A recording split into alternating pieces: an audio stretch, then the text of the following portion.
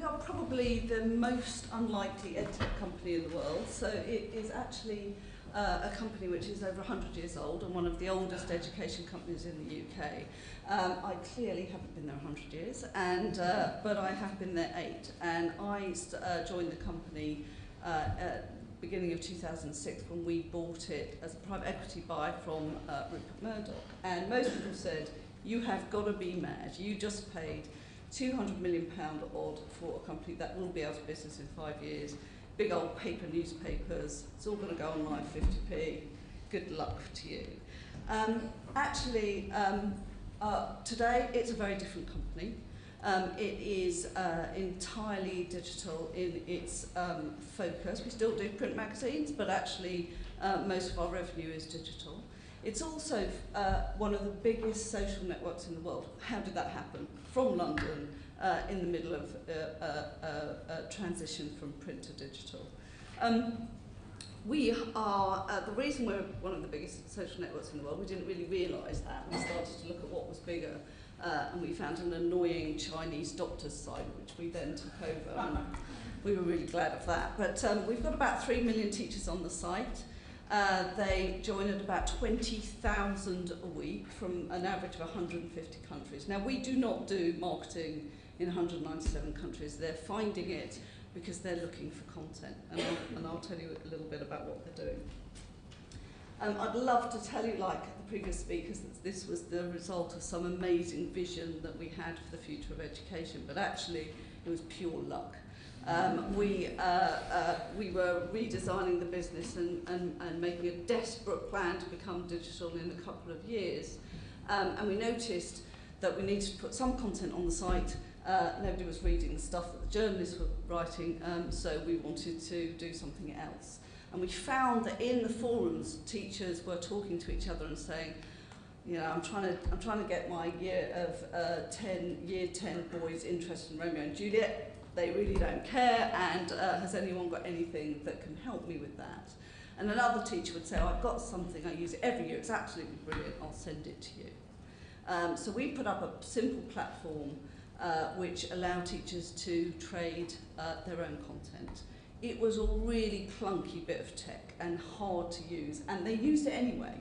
And I'll show you the growth of that. By the way, it's free, so there are, we've said it will always be free to share your content.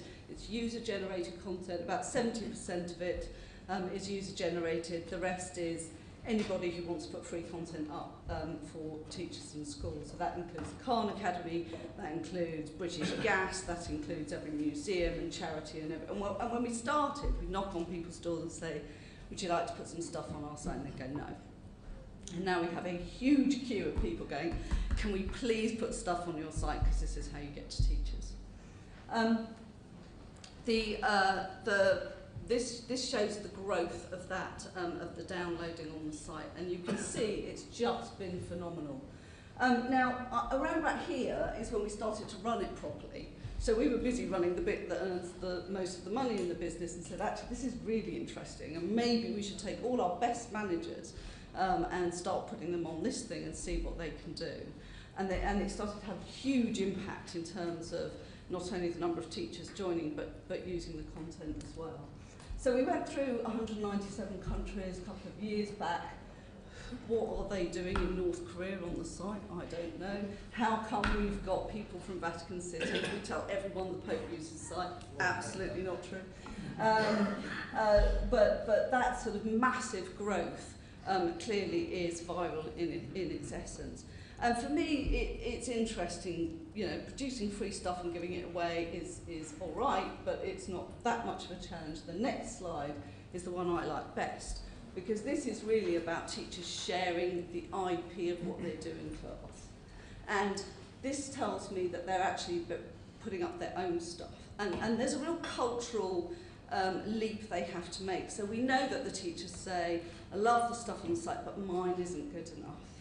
And then they share one thing, and they get enormous response from teachers across the world. And not just downloading them, but teachers saying thank you to each other. No one says thank you to teachers. Okay, it's the loneliest place in the world.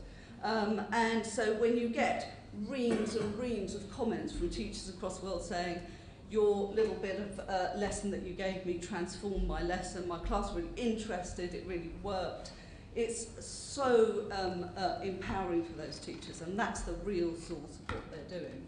And you can see we're now up to about 675,000 resources on the bank. We don't run it. Clearly, we as an organisation wouldn't be able to understand or have competency to know what content you should be teaching in every subject, in every year, all over the world. We can't do that, but the teachers can. So how we run it is we take a subject lead, and that's a teacher. We pay that person. And we say, you look after that channel, and that channel can be secondary maths, for instance. And you go out to that community and get 15, 20 teachers who really want to help us, and they will manage that curriculum. So we are not doing that work, the community is. And it's an amazing way to run that sort of network, because of course, they go out, they make sure it's correct, they tag it to the right part of the taxonomy, they do all that stuff. But they also say, but we're missing a bit here, or the curriculum's changed. Or even, actually, it's all right, but we want the whole thing in video, so let's go and look at that.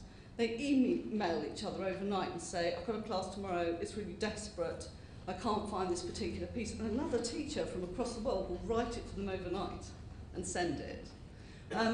So Monday, we had another one of our